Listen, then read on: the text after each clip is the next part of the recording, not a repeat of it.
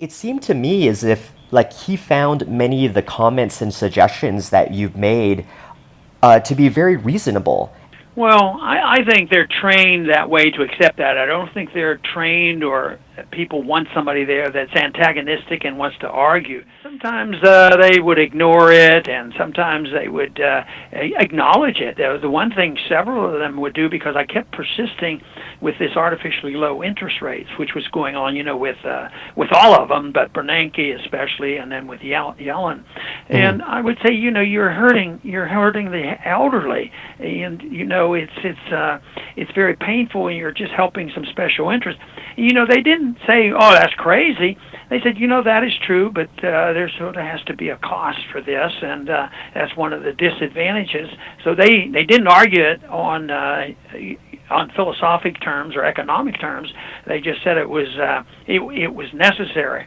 But they're very, very smooth, Right. and but I didn't let them get under my skin, because I knew who behind the Fed. They're very, very powerful. They know what they want, but they're also not only powerful for political and economic and financial reasons, but they've been backed up by a philosophy of central banking. Right. I mean, they cannot imagine not having a central bank, so they're very determined. Because you take a guy like Bernanke, he spent a lifetime explaining the Depression. Well, he can't say, "Oh yeah, you're right, Ron, we got to change this," and throw away his whole life experience.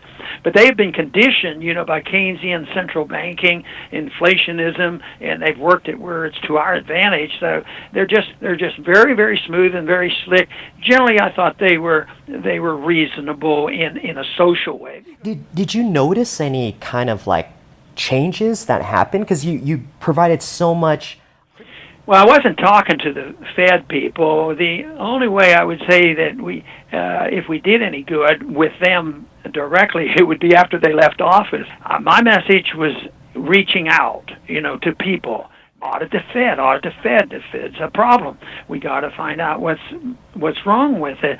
And auditing the Fed did come up during the hearings, and they would explain why they didn't think it was good. And and I said, yeah, all you're doing is protecting your secrecy. You say you want independence, but I said your independence is secrecy. But those who do know want it secret, and they want it quiet, because conservatives want military spending, Right. Liberals want welfare spending, and they don't want to tax the people. It would, break the bank.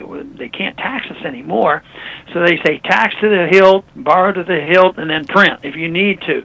The basic flaw is the philosophy of government that the people endorse, and the Congress go along, and they use it to stay in power. Well, some know. I don't think it's as complicated as they want us to think. I've always claimed I could teach a 12-year-old exactly what's going on and what printing press money is all about and why it loses its value. Right. But me, the biggest problem is the moral issue. The moral issue is that it's legalized counterfeiting on a massive scale never known before in history, that the reserve currency of the world, the dollar, has been free to print and give us a lot of power and prestige over the world, both in being able to pay for our military. At the same time, they continue to take our dollars. So if you believe in a system like that, you have to reject the notion of limited government. And limited government is what is necessary if you care about individual liberty. But most of them don't care that much about that. They're more interested in, power and money. So ultimately, though, the people will wake up, because, if you have a Zimbabwe crisis, they know there's something wrong with the money. So Right. the Fed is the engine of big wars, and of course, eventually all the poverty we have could mostly be prevented by free markets and sound money. But when I talk about natural right. You're born with it. And to emphasize, it doesn't come from government. And under these circumstances, your life and your property and what you earn should be yours to keep. And there's just some basic rules which are not only do they make common sense, but they're also part of all the great religions of the world. And that is, thou shalt not steal, and you shouldn't lie, and you shouldn't cheat people. These are just the basic concepts. Some people, I think empire has a lot to do with it. I think of the Soviet system, that was an empire, and they had a lot of territory involved, but they didn't have a sound economic system. It was socialism, and socialism always fails, and it did, and their system collapsed, and we didn't have to fight a nuclear war with them.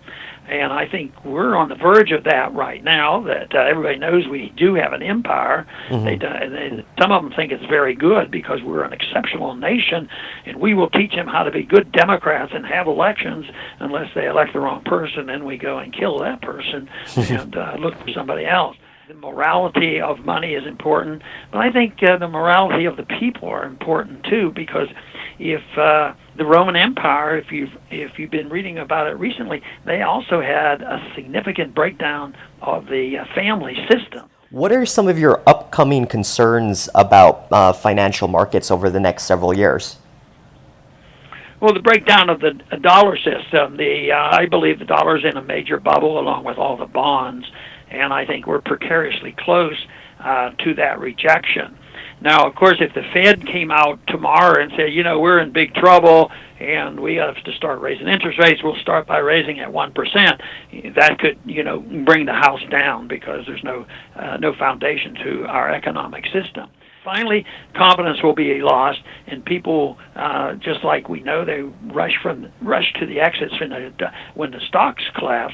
The same thing will happen with the bond. The bond markets are bigger than the stock markets, but I think it'll go together. Confidence will be one thing, and I don't think we will be the kingpin. I think people have finally had it with the United States because we have, we have our troops in 120 some countries, and we're very bold. We are not humble, and we tell other people what to do. We have a foreign policy which says you do as we tell you, and we'll send you lots of money. If you don't, we'll bomb you. What happens when we can't send them any money or send them money where people have rejected it? So I think it'll be the bursting of the bond bubble along with the devaluation of our dollar, and the stock markets will go down, and then you will also see price inflation in this country as well.